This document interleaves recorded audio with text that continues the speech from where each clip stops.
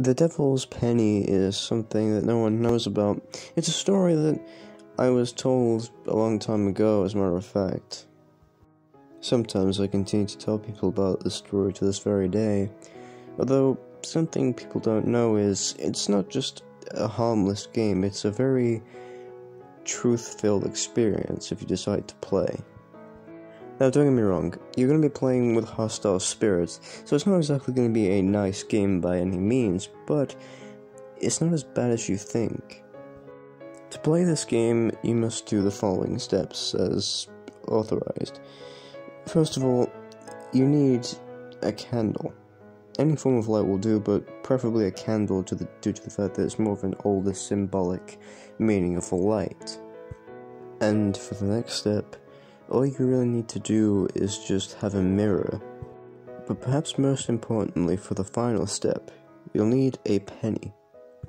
Once you've completed all those steps, look at yourself in the mirror with your hand open to the palm, with the penny facing upwards. Any side will do, whether it's heads or tails. Then just wait a good couple minutes. After you've waited for maybe around 5 is reasonable, you should eventually see the mirror sort of distort and change around you. Now don't be alarmed. This isn't anything to creep you out intentionally, but think of this as more of a warning to what you're truly getting into.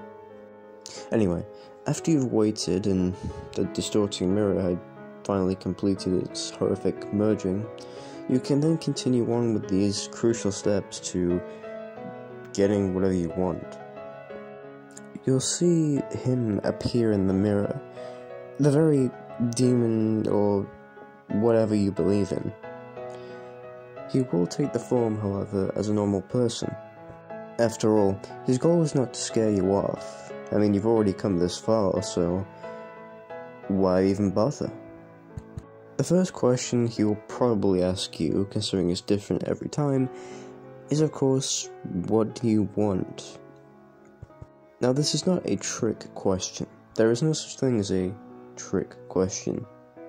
Yet.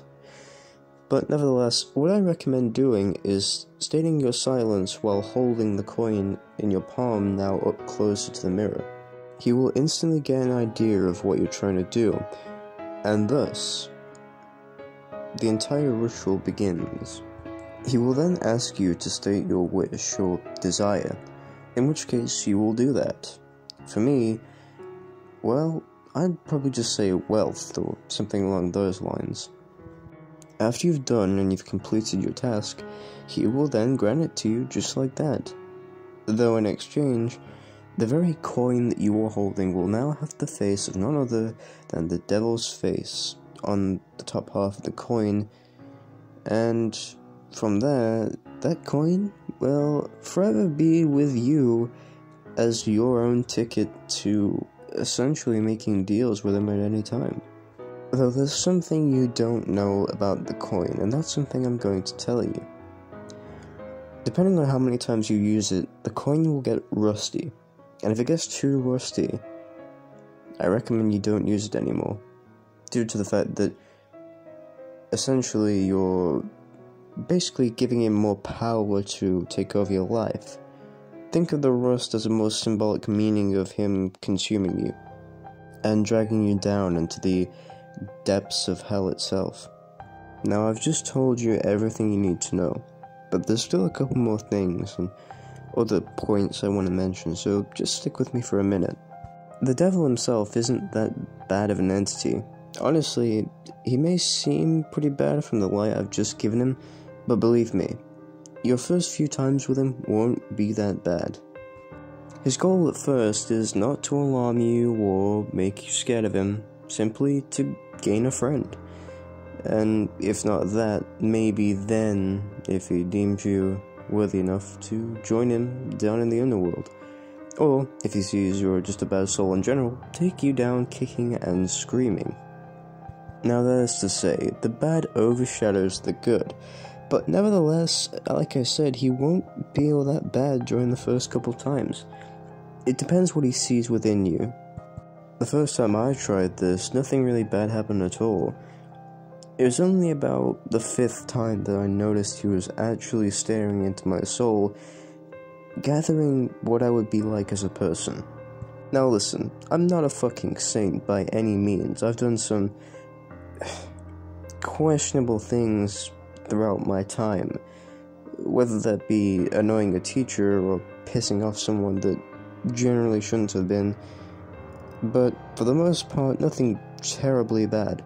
Now that being said, there's worse than me, okay? I know that. There are some people out there that would probably kill a homeless child in a heartbeat just because. And would I ever do that? No. No, I wouldn't. But, to say the least, it really depends on the type of person you are. And, of course, whether you're trying to take a gamble from the devil himself. No, but in all fairness, it's just a game of chance, really. It depends if you're a good person or a bad person, or just somewhere in between. Which brings me to my last point. If you are a blank slate in terms of these things and new to it, well, I advise you to be careful. Sometimes it may not even be the actual devil that you're talking to. It could just be some kind of crazed spirit that took that form and wants a new body. Yours may be just as appetizing. Anyway, I think I stated all the things I should have, and, well, that's about it. If you followed all those to the letter, you're going to be safe. I guarantee you. Except for the fact that, well, don't believe everything. There may be some alterations that people cast alongside this, saying, oh, you should do these steps too, but who's to say they aren't possessed people too, Well, that's not for me to know. Anyway, you're all on your own now, which means you pretty much just have to follow these steps, and you should be fine. If any of you are skeptical, however, if I am possessed myself, who says I aren't? And who says I am? I mean, personally, I feel just fine. Just fine. Anyway, I've got newfound plans now with all my riches. I might take a holiday, or even buy some extravagant things. I don't know, that all depends. But anyway, just stay safe and always follow these instructions, if you want to be safe. With that being said, I bid you farewell, and a little good luck for the road. You're going to need it.